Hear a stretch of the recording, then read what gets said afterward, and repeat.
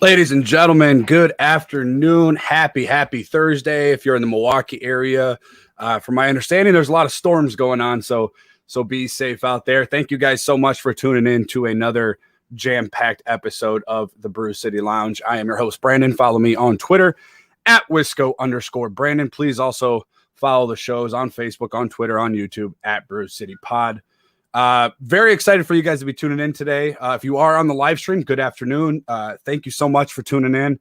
I know my times are kind of crazy sometimes, and decided to go with a Thursday show.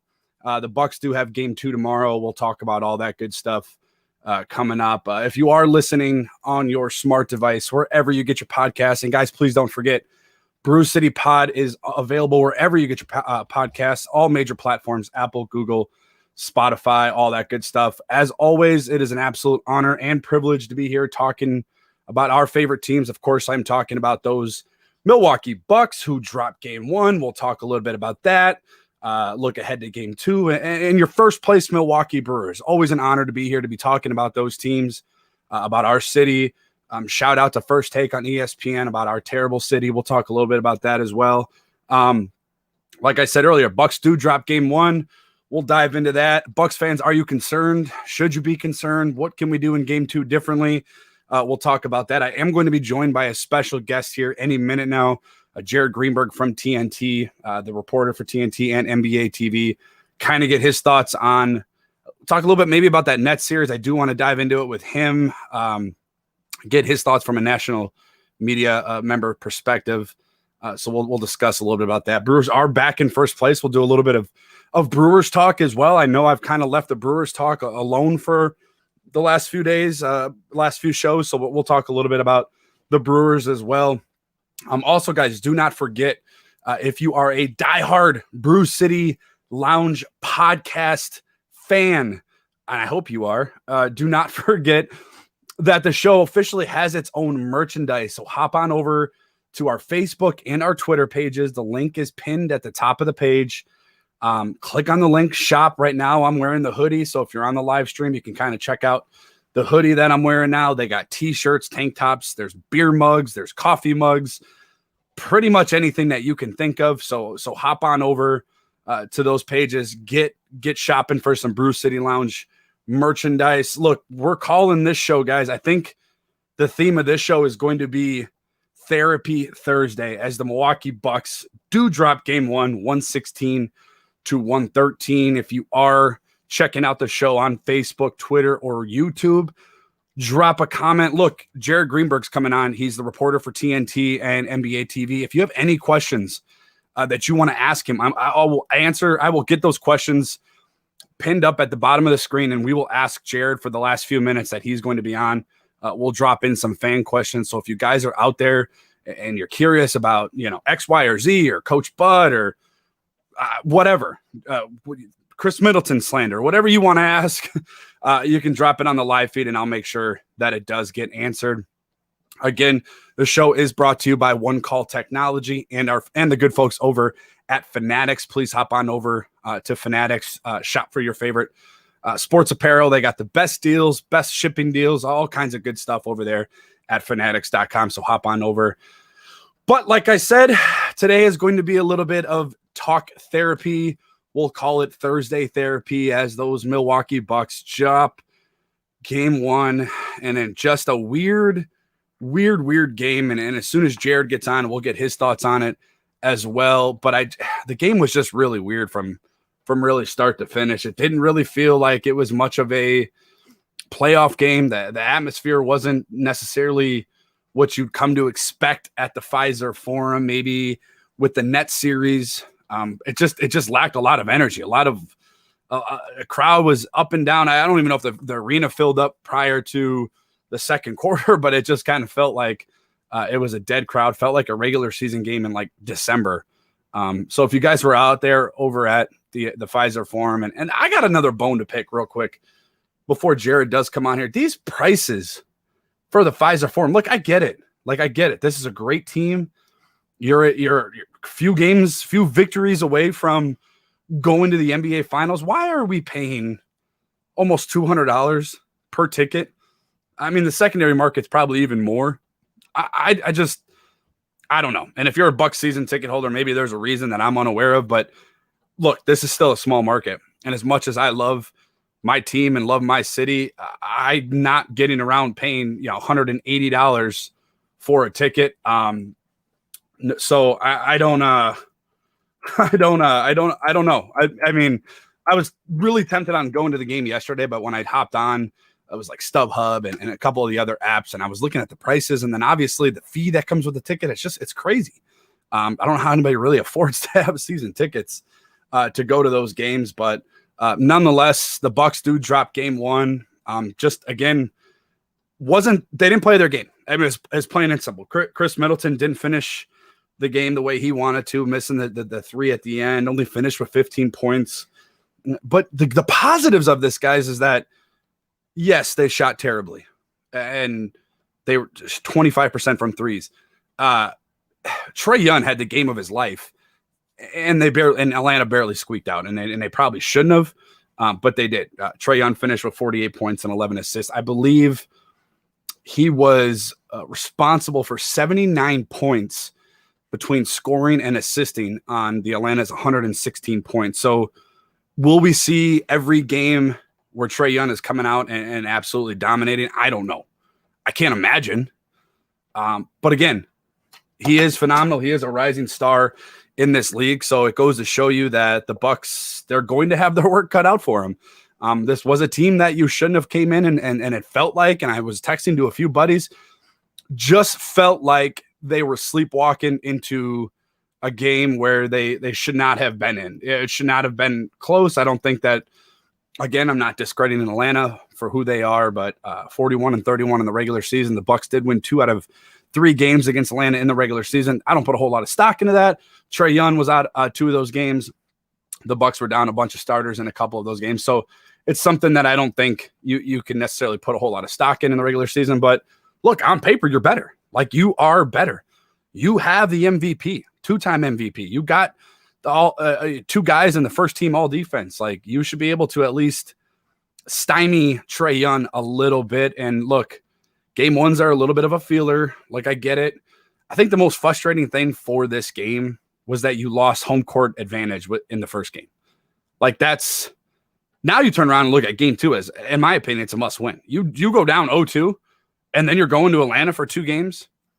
I don't like that feeling. I don't, because look, the pressure's back on the Milwaukee Bucks, like we were talking about in that second round series with the Brooklyn Nets. Now it is on the Milwaukee Bucks to come out and have the pressure on them to have to win. Again, it goes to back to that Brooklyn series. Brooklyn was supposed to win. Milwaukee Bucks are supposed to win. Everybody, including Vegas, is betting on the Milwaukee Bucks to get to the NBA Finals. The pressure is on. The pressure was on in 2019 when they lost to the Toronto Raptors and Kawhi Leonard.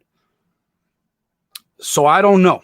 I don't know what this means going into game 2. If you guys think it's a must win, I personally think it's going to be a must win. So again, you should never have gotten to losing game 1. It was a frustrating game. The Bucks did jump out to a handful of leads early in that game.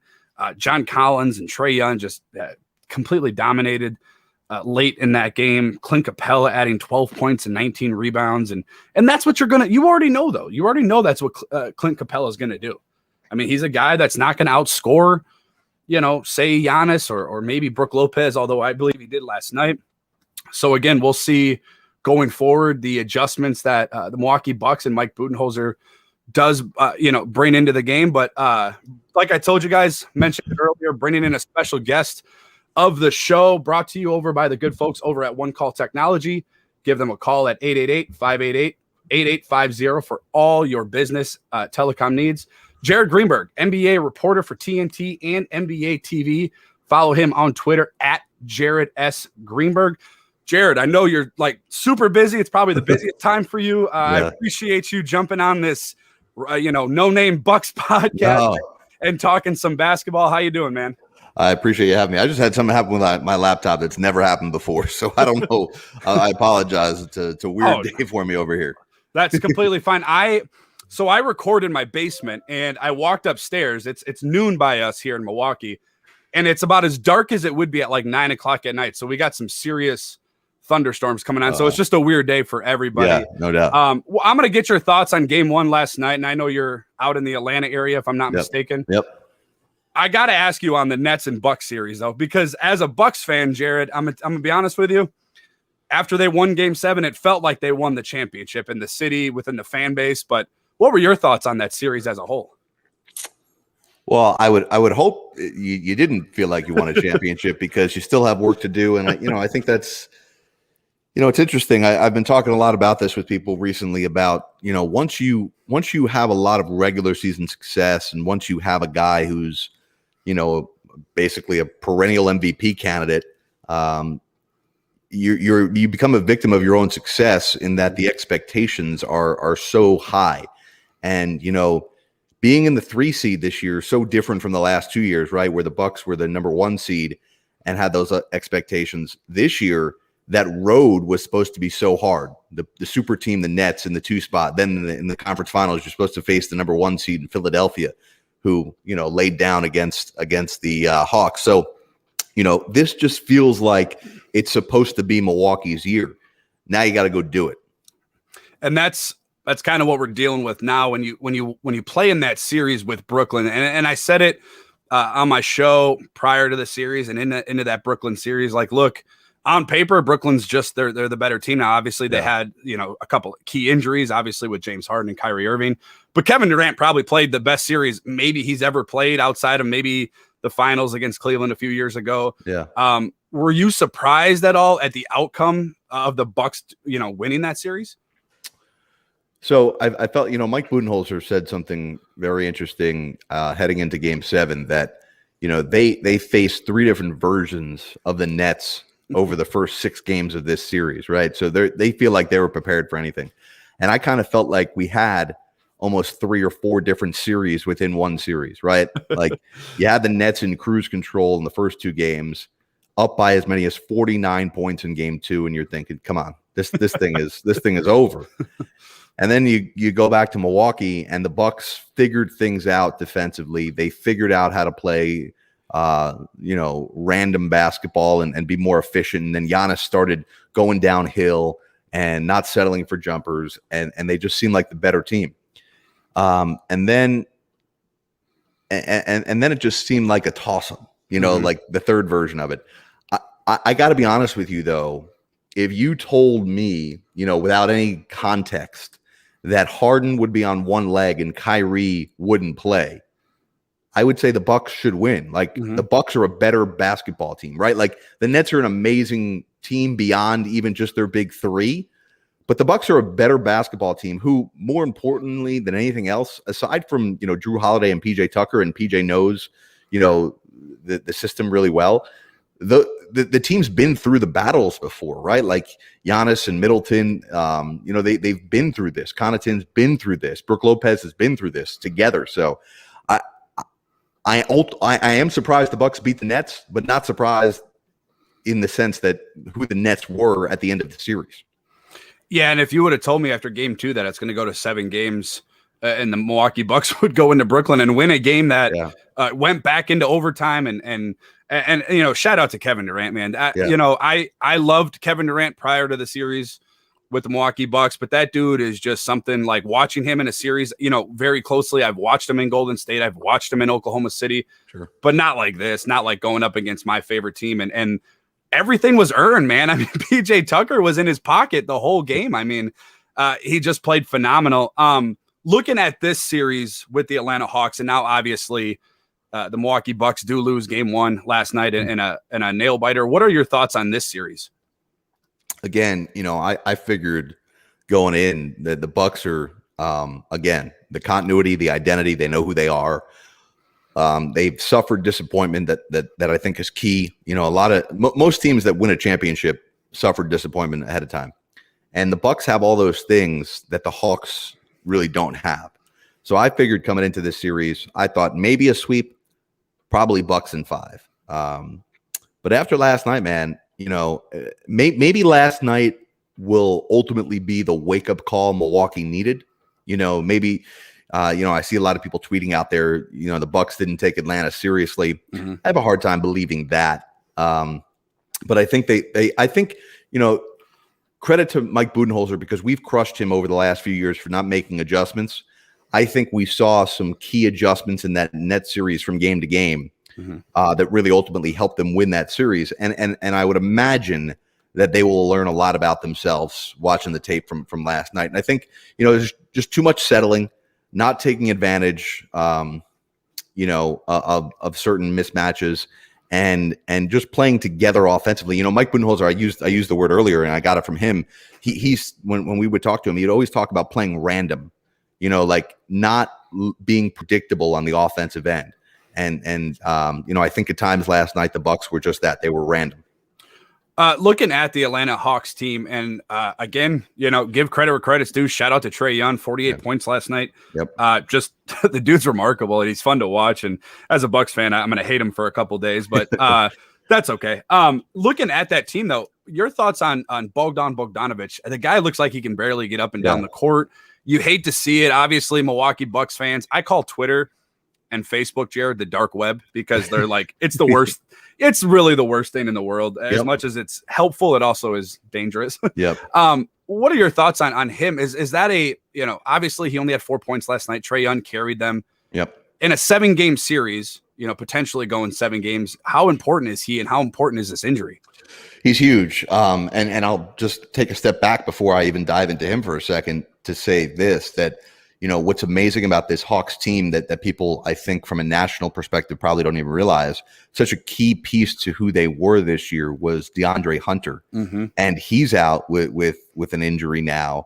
And it's amazing that they've gotten this far without him, because of how impactful he's going to be, by the time he's said and done, one of the top defenders in this league, who's got a pretty solid offensive game as well.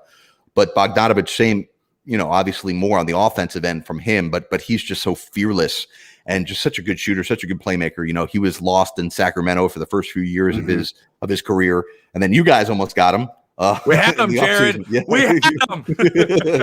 Right. And I think, it's unfortunate for him, because I would imagine, and again, I've not spoken to him. I don't know this to be true, but I would have to imagine there's a piece of him that just wishes he was healthy to be able to show people in Milwaukee what he could have done next to Giannis. Oh, absolutely. And I remember it was one of those weird days where it was like late at night. I remember exactly where I was. Yeah. I saw the Bucks acquire Drew Holiday, and I was ecstatic. Obviously, we've been calling for a guy like Drew. And then like 30 minutes later, you saw Bogdan, and you were like, no way. And then obviously, what happened. Now, look, you're a guy that talks to Giannis after games, before games. You're one of the best at what you do. Thank you. What he gets a lot of slander within the local and national media. What are your thoughts on his game? I know his free throws take a long time. I know he doesn't. He kind of settles at from time to time. But for the guy that gets a lot of slander, that gets a lot of criticism, to be a 2-time MVP, what are your thoughts on his game and his development? Yeah, I have a hard time with this, because I like to. I'm a big advocate to say that professional athletes, even the best of the best, are human beings too, right? Like, we need to remember that these guys are human. With that said, when you win back-to-back MVPs, you join a very elite club. Very few people in the NBA belong to that club, and it's almost a blessing and a curse. Again, victim of your own success. When you earn those things, you now raise the bar for your own success, for your team's success. And we're probably rushing him along because first he came out of nowhere, right? Like, nobody, maybe John Hammond saw this. I'm not sure. I don't even think John Hammond had any idea how good Giannis was going to be. Yeah. And then all of a sudden he comes out of nowhere to being a guy who's the most improved player, to a guy who's, remember they went, and I've talked to Giannis, and I've actually talked to Chris Middleton a lot about this too. They went from being the worst record in basketball to having the best record in basketball pretty quickly, right? Like, that doesn't happen. And so the bar is raised for Giannis, and I just feel like, he's got to deal with that, unfortunately, because if he's going to win another MVP, or if he's going to go down as an all-time great, which I think a lot of people have, have the expectation that he could be, he's got to have team success. And this is the time that you're right. Like MVPs are nice, but I think people lose sight of MVP is just a regular season award. Like when we vote on that, we're not allowed, our votes have to be in before the playoffs start. Right. So that's all it is. But it's almost like you want that rubber stamp of approval of, okay, we gave him the regular season MVP, and now we want to see him do it in the playoffs. And individually, I mean, he's had a pretty good postseason. I would say this too, and something of observing him, two things: a physical thing and more of a emotional or mental thing, I guess. One is I wonder, how much he has. He still hasn't played the game for that long, right? Like he's not one of these guys who, grew up in an American gym playing, with a basketball in his hands at 5 or 6 years old, right? Like, so I wonder if, and he didn't play professional that long, and so is he still learning the game? Is he still learning the nuances of the game? Is he still understanding time and situation? Like, I think those are some things are still creeping in, and I think his physical capabilities have kind of cast a shadow over a lot of that because he's so dominant that maybe, in the playoffs, he's getting exposed for that lack of experience. And then the other part of it too is, man, he's a specimen, man. Like he's right. Like he's physically, he looks like the most carved up guy in the league, but the way he gets exhausted and the way he gets fatigued in games scares me. I don't know what's going on. I don't know why it is. And maybe it's just as simple as he plays so darn hard on both ends of the court. And Grant Hill, who I was working with in that net series, made some comparisons to Russell Westbrook. And I'm starting to see it in that, the criticism of Russell Westbrook is not how he plays, because he always plays hard and people love that. But the criticism of Russell Westbrook is sometimes you need to drop it down a gear. Not to say you shouldn't go 100%, but you need to pick and choose your spots over the course of a 48-minute game over a 7-game series where you can throttle it back a little bit, where you can pick and choose your spots. And I don't think Giannis has figured that out yet. I don't know if there's anything more than that, but it frightens me how physically exhausted he gets over the course of these games. Interesting. And I've never really noticed, and I'm going to start paying. I mean, obviously you're right there.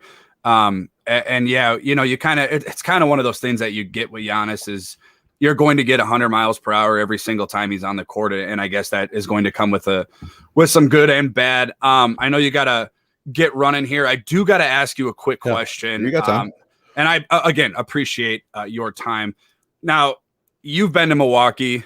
I got it, Jared. I'm going to put you on the spot. I should have probably warned you. Yeah. And this isn't going to, get framed out there, but there was a couple of, people from the 4-letter network that were quoted as on live TV saying how such a terrible city Milwaukee is. I'm from the city. I'm 10 minutes away from Fiserv right now. Yeah. For a guy that's been here multiple times, what are your takes on Milwaukee? So it's so funny. I did not hear this on the air from anybody, but I did a radio show in Milwaukee yesterday too, and they asked me the same exact thing, and it kind of caught me off guard. I'll say this: I've been to Milwaukee. This was the most I had been to Milwaukee, but I've worked for TNT, Turner Sports, NBA TV for 10 years now, and so I haven't been to Milwaukee all that much. But the funny thing is that every time I had been sent prior to this playoff series, it had snowed. So my experience was a little different, and like the bridges had iced over, couldn't walk.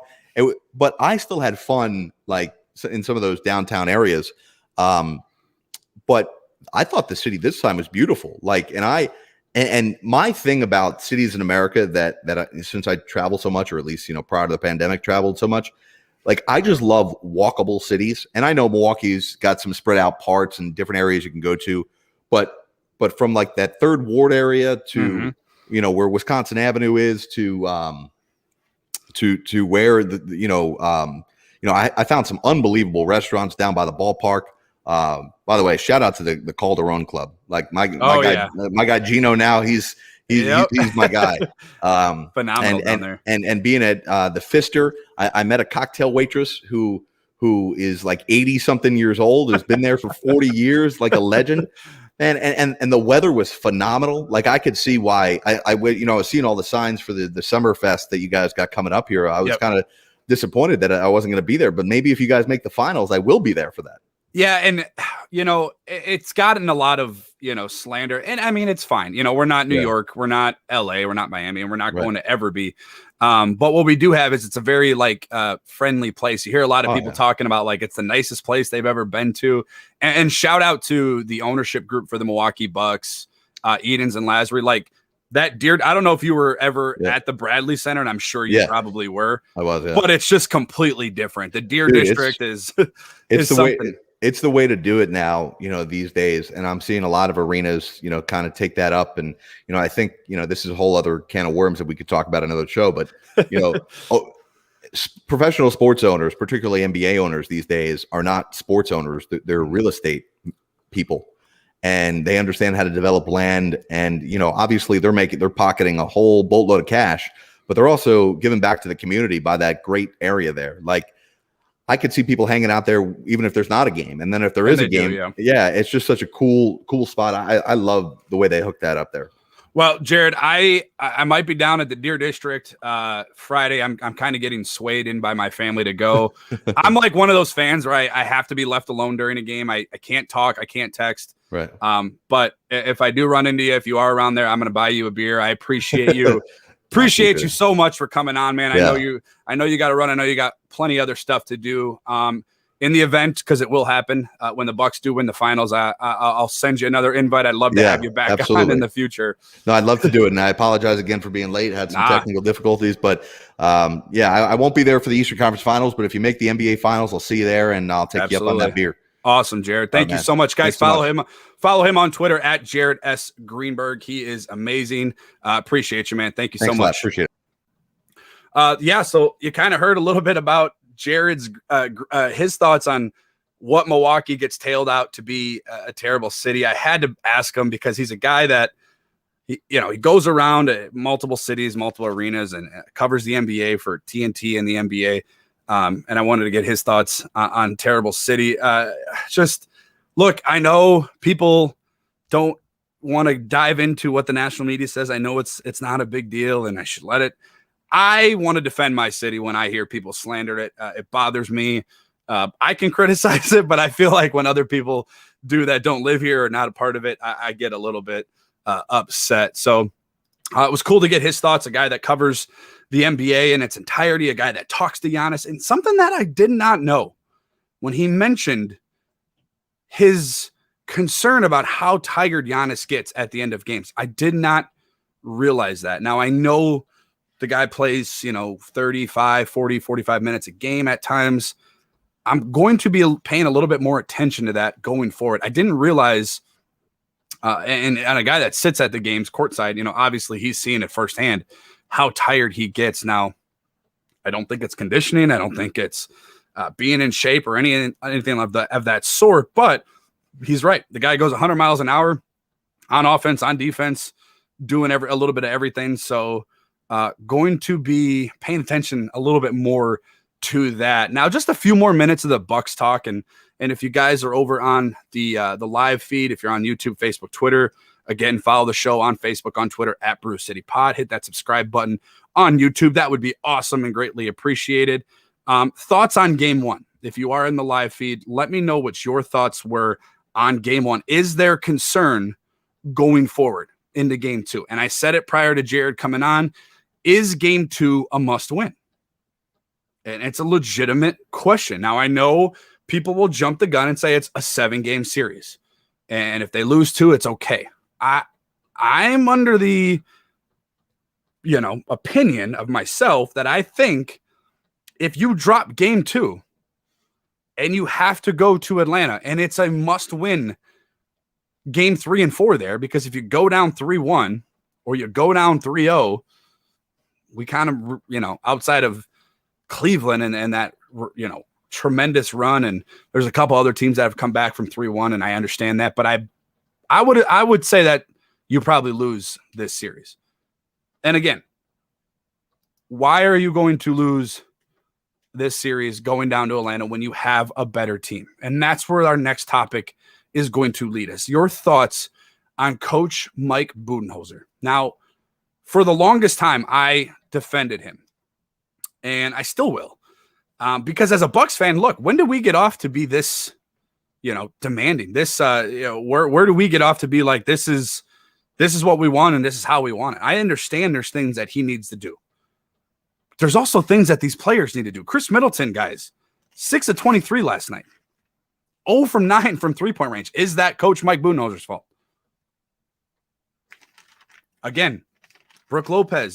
There's the defensive scheme with the sagging. Look, Trae Young does two things. He does two things, and he does them really, really well. He shoots the ball, one of the best in the NBA, and he drives and creates for players and has that floater. Now, how do you counter that? Sagging down in the defense isn't going to do it. Do you switch to a 2-3 zone? Do you do a 1-3-1? Is there something you do differently defensively? Maybe he plays around with that. Look, I'm not going to judge the guy off of one playoff run. We've been to 2 Eastern Conference playoffs appearances in 3 years. Don't count the bubble. He's won 162 games in 3 years.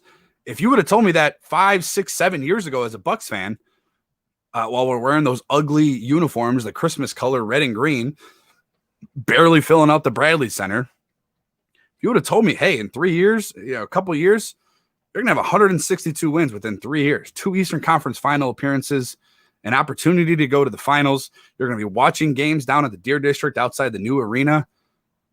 Now, I know, Budenholzer doesn't have any, but he's formulating a winning team. They're winning, guys. They're winning basketball games. They're becoming the number 1 seed. Home court advantage. He's trained since, and a lot of people will credit Jason Kidd for the development of Giannis, but under Coach Mike Budenholzer, Giannis has 2 MVPs. So again, there's things that he could do differently, sure. Is there things that he could do better at? Sure. But I also believe that there's things that all of these guys can do a little bit better. I don't think that, Chris Middleton not hitting a three-pointer last night is Coach Mike Budenholzer's fault. Now, again, you take on the identity of your head coach, and I understand that. You should have came out and, quote-unquote, don't play with your food and dominated, and you can dominate. The Bucs had 70 points in the paint last night. 70 to Atlanta's 54 and lost. The big thing with this game was the rebounding.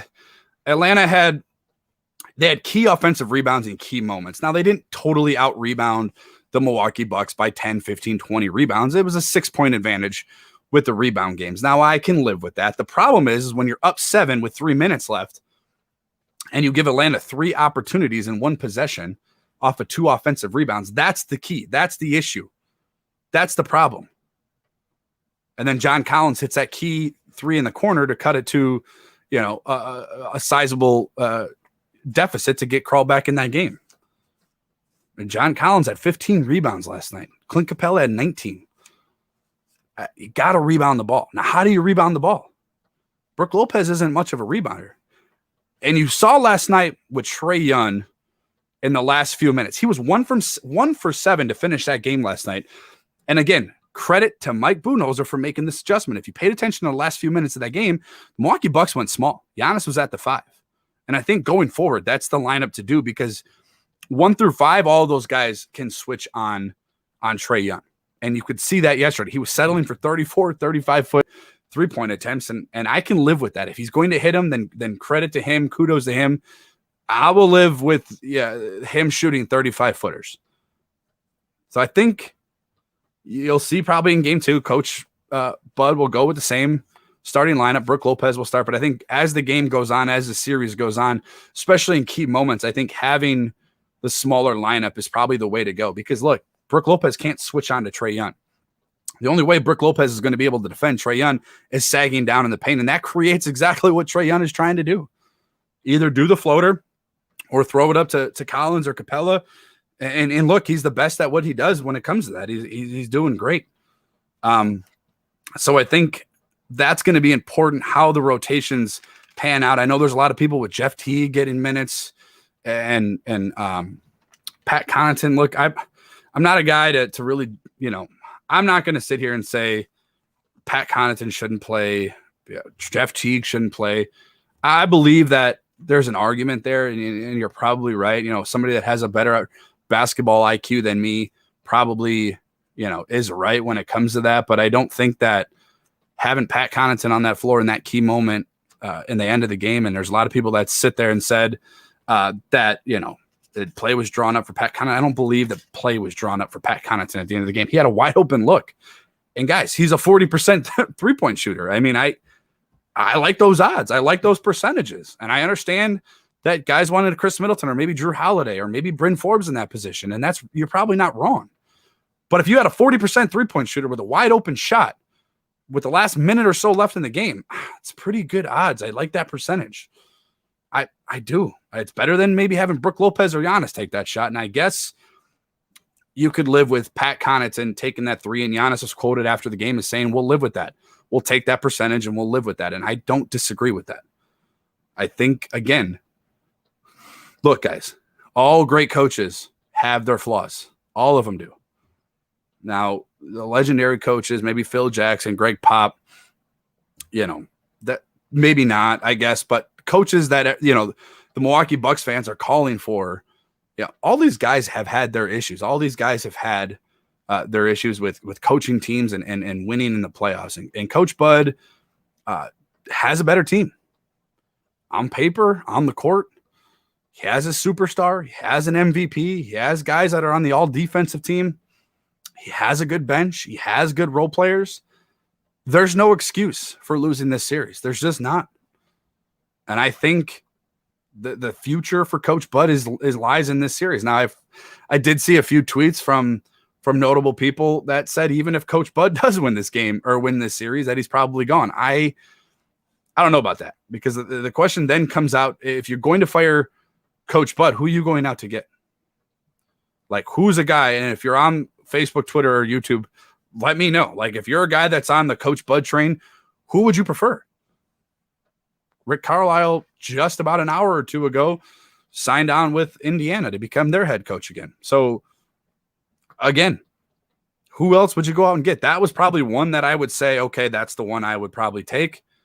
But again, there's not a whole lot out there that are better. And I'm not telling you to settle as a Bucks fan and say, well, stick with what you got because this is all you can really have. This is the best that's out there. The guy wins, guys. The guy wins. 162 wins in 3 years. So, again, Arlen, shout out to Arlen. He's over on YouTube. Hit that subscribe button if you guys are all watching out there on YouTube. Arlen drops in a comment. He says, losing one game is acceptable, but the way he lost isn't. I don't disagree with Arlen. Arlen just dropped. Shout out to Arlen. He just comes on here and just drops like the most knowledgeable comments, and shout out to him, man. He's one of my favorites out there. The dude, he's not wrong. Yeah, the way that they lost was unacceptable. They were up 7 with 3 minutes left. You should have taken a few possessions. When Atlanta started making a little bit of a run, adapted a little bit. They went small too late, in my opinion. I think sliding Giannis to the 5 was probably the move to make in the last maybe 5, 6, 7 minutes of the game. Not the last, what was it, like 3 minutes, I think, 3.5, something like that. So I don't know. Yeah, I agree with Arlen. Like, losing's okay. Like, it can't be Bucks in 6 without losing a few games. I don't like losing game 1 and losing home court advantage. Look, we got home court advantage in our lap. We got lucky with it. Should have probably been on the road, maybe against Philly. Atlanta, I don't want to take anything away from Atlanta. I respect that team. I respect that the head coach, Nate McMillan, who probably will get hired on full time right now. He's the interim coach over there, but I like their team. I like the identity they bring in about that. Any given moment, any given game, everybody's against us type mentality. But the Bucks are just better, and Coach Bud's got to understand that this team is so much better. Now I understand it's a game and you got to play, and anybody can win. Not in 7-game series. There's no excuse, in my opinion, for Coach Bud to lose this series. Really, if you want my honest opinion, no reason for this game or this series to go 6 games, over 6 games. And it shouldn't have been last night. And I said it, I said it to myself watching that game. You're up 7 with 3 minutes left. I said, that's one more stop and they won, and they're going to win. One more stop. and they would have won. And it's just the little things that this team fails to do. They make it harder on themselves. And is that the mentality? Is that the structure of the coach? Again, guys, if you want to call for Mike Budenholzer's job, I won't argue with you. But it also comes down to the players. Chris Middleton was 6 for 23 last night from the field. 0 for 9 from the three-point range. Now, I understand he's had big moments, especially in Game 6, dropping 35. Game 7, he obviously hit that big shot in overtime that secured that series win against Brooklyn. It's got to be better than 15 points. And he's outscored by John Collins over on Atlanta. He's got to come up, and especially at home where we've seen the better Chris Middleton have his bigger moments have been in the Pfizer Forum. And showing him last night in 41 minutes, he scored 15 points. Just a real bad night. I do want to see a little bit more of Bobby Portis. 11 points in 15 minutes from Bobby Portis, and instant energy off the bench. He had 11 points and 8 rebounds in 15 minutes. If that's not the definition of efficiency, please let me know, because that's a guy that I want to see come off the bench and provide that energy, provide the offensive rebounds, second chance, third chance points, which he did last night. Bryn Forbes has got to wake up. Bryn Forbes has got to wake up, and I don't know if it's just a stretch for him that he's on right now, that he's just, in a little bit of a slump, only 5 points last night in 12 minutes. It's a guy that, he's got to play better. Like, there's no ifs, ands, or buts about it. Bryn Forbes was brought to this organization, brought onto this team for one reason. And it's no disrespect to Bryn Forbes, but no disrespect to his game. He's better at what he does than what I do. You got to hit your shots. He's got to hit him. He had a big one last night that he hit. But he's got to hit his shots. He's got to be the guy that was brought in here to make big shots. So again, credit to Atlanta. Shout out to Trae Young for 48. Was responsible for, I believe, 80 points out of the 116, whether he scored or assisted on him. Shout out to Trae Young. I don't think he's going to be able to sustain that going forward every single game. For him to do that every single game, and if that's what it means for them to have a chance. Now, look, John Collins played a phenomenal game as well, 23 and 15. That might be one of the better games John Collins has ever played. And I love John Collins. I really do. I like his game. I like what he brings. I like his tenacity. I like what he does. I don't dislike this Atlanta team. I hated Brooklyn.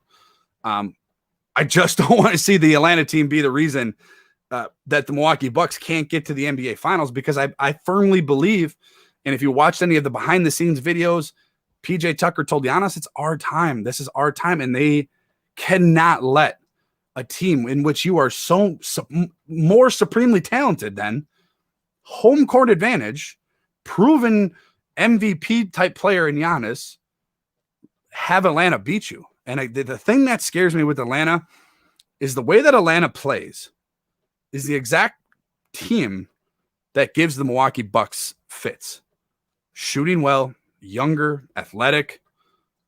Again, Bogdanovich with the knee injury.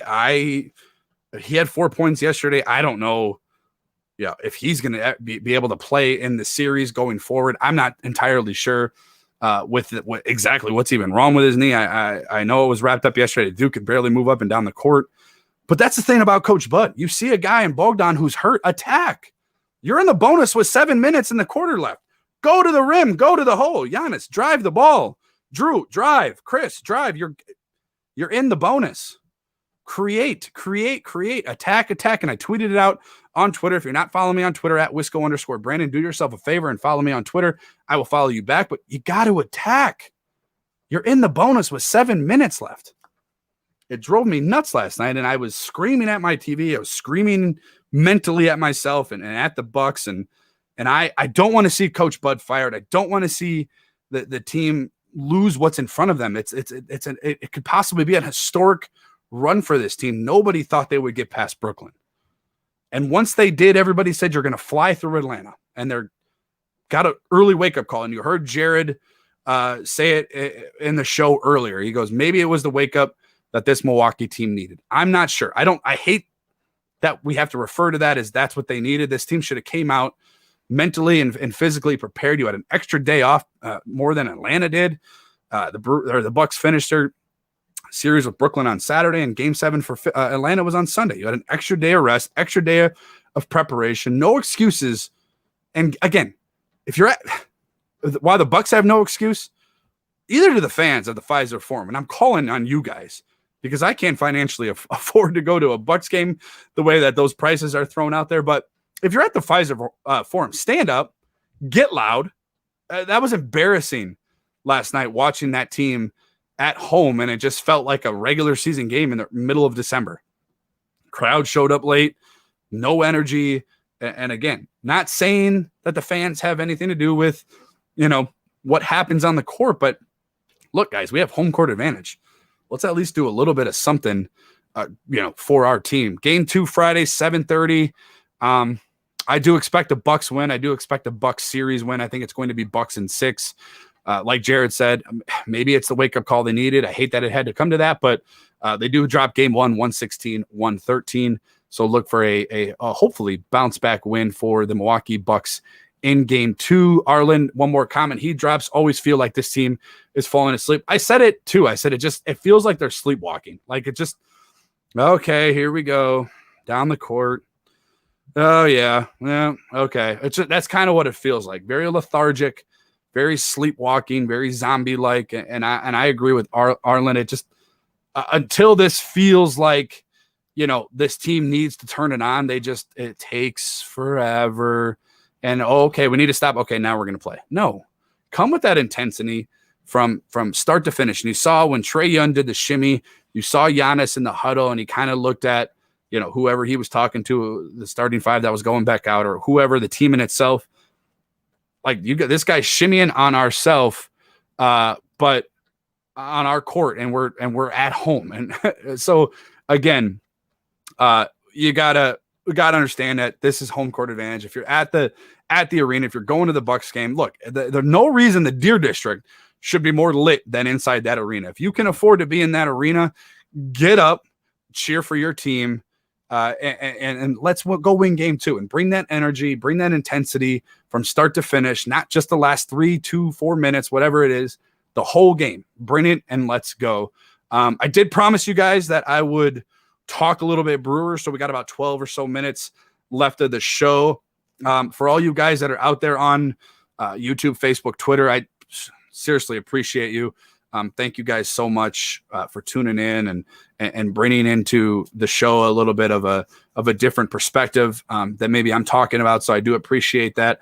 But I do want to talk a little bit about those Milwaukee Brewers. Now, they finished the road trip between was it Colorado and Arizona with a winning record, and you could say what you want about both of those teams. Colorado is always a little bit of a different team in Colorado. The Brewers did have a couple scares in that series, letting Colorado score 6 runs in 1 inning. But the Brewers are in first place, and that's a story of this team, and it tells you a little bit about how tough this team is. Now, they're the second most players used in the Major League Baseball's league for injuries. Now, they have had 49 different players play this year. A little bit more is probably going to happen because obviously Daniel Vogelbach has a hamstring strain. He's at least out for 10 games. So going forward, we're going to see what it does for the Milwaukee Brewers. Arlen drops in, no reason my living room should be more lit than the arena. And I agree. And he's in a different country, but I know if Arlen was able to be at the Pfizer last night, he would be throwing out for his team. And again, if you guys are out there at the Pfizer, come on, turn up a little bit.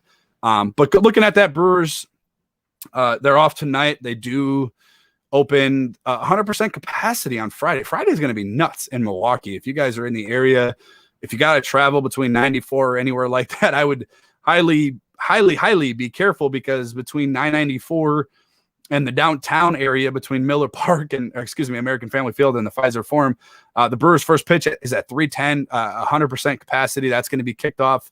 The Brewers are expecting 30,000 fans or something like that, so it's going to be nuts there. And then right down the street, down 994 East, you're going to the Pfizer Forum in game 2. So Friday in Milwaukee is going to be a little bit like a national holiday. It's going to be kind of crazy. So it's going to be a fun time. The Brewers do kick off a 3-game set against Colorado. And look, it's kind of what we all predicted. Now, we all predicted the Brewers were going to be pretty good. And looking at the standings, they're obviously in first place by half a game. The Cubs didn't play yesterday. The Brewers won yesterday. So that's what kind of moved the Brewers into first place. The Reds are kind of sticking around. The Cardinals have been on a little bit of a slump here. Really, the division in itself has kind of been in the slump. The last 10 games, the Brewers 4-6, Cubs 4-6, and the Cardinals 4-6. Look, when we talked about this division, we talked about it. It was going to become between those three teams. Now, obviously, Cincinnati has slid in there. They're at 500 right now, and I think that's probably a team to look out for because if they ever do figure out their pitching offensively, they're really, really good, and they're a tough team, as we've seen a couple weeks ago. They're a good team. Obviously, Pittsburgh is Pittsburgh, and I don't think we necessarily have to worry about Pittsburgh all of a sudden turning it up. But I do think that this is kind of what we all predicted as Brewers fans. And look, starts from the pitching, just dominant. Freddie Peralta last night. Brandon Woodruff got banged up in Colorado. Corbin Burns has kind of been up and down. But you hope offensively they kind of start getting it turned around. Now, getting Keston Hiura back into the lineup after Daniel Vogelbach did go down, I would suspect that you're probably going to see David Stearns very, very active here in the trade deadline, maybe within the next few weeks. Your corner outfielder or your corner infielders it's a struggle right now. Obviously losing Travis Shaw, and I'm seeing not till August. I don't know if you see Travis Shaw again. Look, before he went out, and prayers up for him and his dislocated shoulder. He just wasn't producing the way he was early in the season. So I don't know if Travis Shaw is going to be the answer going into the later part of the season. What is Keston Hiura? And I felt bad for Keston yesterday. His first at bat, and he drove that ball to left field. Center field at the deepest part of the park, which probably at any other park is a home run. But seeing them catch it right at the wall was a little bit of a I don't know, just frustrating for him. I can imagine. I was just, I'm rooting really hard for Keston Hiura. I love Keston Hiura. I think he does, provide offensively what this team needs. I think that going forward with this Milwaukee Brewers team, if and when Keston decides to start getting on a little bit of a roll, offensively, they're going to be, I don't want to say unstoppable, but the way that, Willie Adames has been playing offensively. You got Omar Narvaez, who's been your most consistent hitter so far in the lineup. And talking about, a guy that's surprised, I wouldn't say surprised, is kind of the guy that we knew we were getting. I know the 60-game season last year was a little bit weird, but Avisail Garcia has been absolutely amazing this year, leading the team in home runs, RBIs, and batting average. So hopefully Colton Wong can stay healthy. But I don't know if you guys are on the live feed. I just think this team is going to be a dogfight. The Cubs are really good.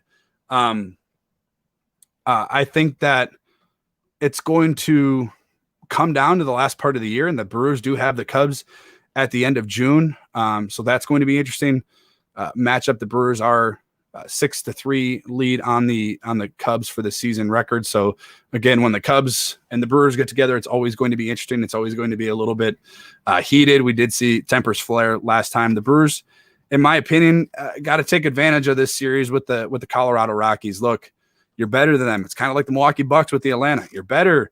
Colorado is struggling. They're not a good team, especially away from Coors Field. No reason you shouldn't win at least 2 of these games at home with the crowd being back to 100%, which is just going to be electric. It's exciting to see that. The weather's summer weather is here. The Brewers are in first place. The Bucks are deep in the playoffs. It's going to be a fun summer. Arlen's, he's over on YouTube. He drops in a comment. So how does someone like me who knows basically nothing about baseball get into it? Arlen, the Milwaukee Brewers, that's the only thing you need to know. You watch the Brewers games, you turn into the Brew City Lounge, my friend, and I will get you everything you need to know about the Milwaukee Brewers. Small market baseball team. I believe it's the smallest. So it kind of takes on the identity a little bit of the Milwaukee Bucks when it comes to Major League Baseball. And look, the difference between Major League Baseball, what is so amazing about the Milwaukee Brewers being as good as they have been, for as consistent as they have been, is that baseball has no cap on their roster. So a team like the Yankees or the Dodgers, they can go out and pretty much get whoever they want, as many players as they want, and they don't get a penalty for signing those guys. Where it comes into play for the Milwaukee Brewers is they can't financially compete with the likes of those teams, Dodgers, Yankees, Red Sox. So the fact that the Milwaukee Brewers are in first place, you could even put in the Chicago Cubs in that matter. The Chicago Cubs are also a team that can go out and pretty much get whoever they want. So it's a small market, the smallest in Major League Baseball. The Brewers are at the top. They have an MVP in Christian Yelich from 2018. So Arlen is asking, how does someone that he doesn't know anything about baseball get into it? Just find a team. And if you're a Bucks fan, Arlen, I would highly recommend you become a Brewers fan. The two teams support each other. It's a lot of fun between the two teams, and they do go out and support Christian Yelich is at Bucks games, and Giannis goes to Brewer games. So I would give them a little bit of a check and check on them and watch them. Again, they're just a kind of like the Bucks. They got a really good superstar and Christian Yelich, kind of like the Bucks with Giannis, and they got pieces around him to help fit that mold. And that's kind of what both teams really take on, the identity of a small market and what they can do against these bigger teams. And there's nobody smaller than the Milwaukee Brewers in baseball. From my understanding, I could be mistaken, maybe Oakland, but I think they're moving. So I don't really know if there's another smaller market than those teams. But again, first place Brewers, no game tonight. They will have game one against Colorado tomorrow at 100% capacity. Still debating on going down to the Deer District tomorrow. I got some family I told them, I said, look, if the Bucks win game one, I'll go because I can enjoy myself a little bit more. It's not necessarily a must win. You want to see them win as you do every game, but it's not necessarily a must win. And then they lost last night. Now game two turns into, in my opinion, a must win. So in your guys' opinions, is game two a must win? You can drop your comments on the live chat, Facebook, YouTube, or Twitter. Just a few more minutes here of the Brew City Lounge. And we're going to wrap up today's show. Shout out to Jared Greenberg, NBA reporter for TNT and NBA TV, for coming on and giving us 20 or so minutes of his time. It's fun to get, like, look, we can talk with the local guys and I love it. That's my thing. I love the local guys, the local radio, newspaper, those type of guys, but getting a guy who has national viewership, who's been around every arena, who's been around and seen every superstar, to see what his thoughts are on our small market, on our quote unquote terrible city. And you heard Jared Greenberg, he loves Milwaukee. So that was kind of fun to pick his brain a little bit and get some stuff about Giannis that I was not aware of. I did not. And maybe I'm crazy. I don't know about you guys. I didn't know that Giannis gets that tired at the end of games. Now I know he works his tail off, and he's consistently playing at 100 miles per hour at every possession. And that's what we've come to love about Giannis. But I didn't realize the concern that Jared Greenberg had when it comes to Giannis and the fatigue at the end of games. So I think it's going to be a must win. And I agree with Arlen, and Arlen has been, there's like a dozen of you guys watching this right now, and Arlen's the only one dropping in comments. So be more like Arlen, you guys. He drops in and says that it's definitely a must win. Can't give the Hawks any even more confidence. And I agree. And that's the thing that's frustrating about that game, because now you provided, look, a guy like Trae Young, who doesn't really necessarily lack confidence, but you allowed him to take game one. Look, he sucked. Let's put it point blank period. He sucked at the end of that game. Trae Young was 1 for 7 at the end of that game. Had they have lost, he might be, beating himself up a little bit mentally over his performance at the end of that game. You let him win. You let guys outside of Trae Young beat you. Again, he was chucking up 35-footers. And you let him steal a game in Milwaukee, and you ultimately lost home court advantage within one game. And that's the most frustrating part about this game. The team lacked energy. The crowd lacked energy. Atlanta's hurting. Trae Young has a shoulder. I don't exactly know what his shoulder is. Bogdan Bogdanovic is basically just a decoy at this point. It looked like the Bucks didn't really take him serious. Chris Middleton needed to play a lot better. Again, 6 for 23 last night, 0 from 9 from the 3-point range. He just absolutely needs to be better for this team to go forward. I do like the Bucks small ball. I do think having Giannis at the 5 and the ability to switch on everybody is going to be what ultimately wins game 2 for them. So I think putting Giannis at the 5 at key moments, not every moment, but I think that's going to be important. And look, your Brewers are in first place. It's just a great time to be a fan of this terrible city. Shout out to ESPN First Take. We do love you guys, but this is a beautiful city. If you're not from Milwaukee, or if you're, underestimate how great this city is. I was away for such a long time from Milwaukee, and I missed it every day I was gone. And even I don't understand how great this city is, and I love it. And hopefully the Milwaukee Bucks get out there and win game 2. Couple more comments we'll get to. Arlen, Giannis is one of the few full throttle defense and offensive guys in the league. I assumed he'd always be tired. And I agree, but the way Jared kind of said it, he was more concerned, which kind of made me kind of like sit back and think a little bit more, like how much should we be concerned? And I understand, look, yeah, he goes 100 miles an hour every single possession.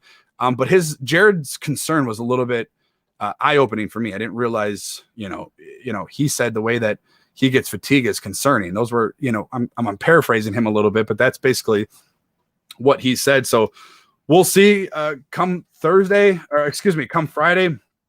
where the Bucks do take on the Atlanta Hawks in game 2, 7:30 tip, I believe.